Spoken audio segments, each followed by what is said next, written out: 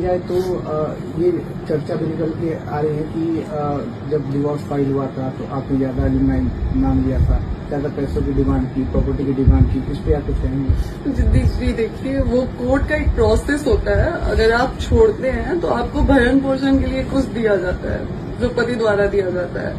अगर आप पता नहीं कैसे लोग हैं, समझते नहीं है कि अगर मैं ना भी मांगू तो मुझे मेरे पति में जो है वो मेरा अधिकार बनता है, तो मेरा अधिकार है वो, और मैंने मांगा नहीं है। अगर ऐसा कुछ होता तो वो एक प्रोसेस होता है जो पत्नी के भरण पोषण के लिए दिया जाता है। आप बताइए, आज समाज से मैं पूछती हूँ कि अगर मुझे पवन जी छोड़ देते हैं तो मुझे मेरे पास कुछ है जीने के लिए? मैं बीए फर्स्ट ईयर में थी जब मेरी शादी हुई थी, तो मुझे तो अपनी पढ़ाई भी पूरी करने का टाइम नहीं दिया गया।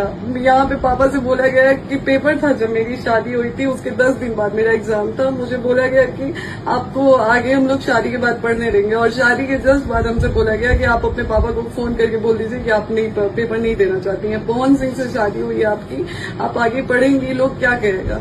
ये सारी चीजें ऐसे दबाव देके मुझे पढ़ने भी नहीं दिया गया।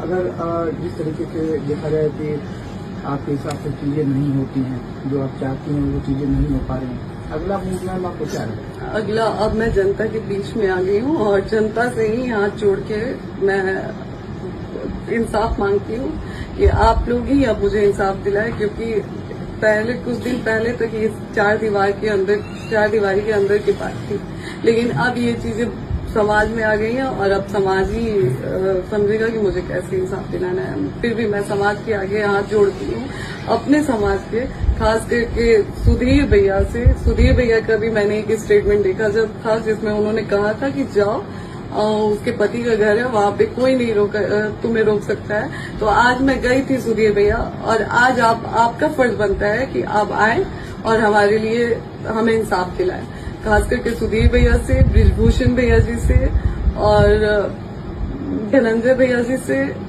सुशील भैया से, ब्रिजेश भैया से हाथ जोड़ के विनती करती हूँ।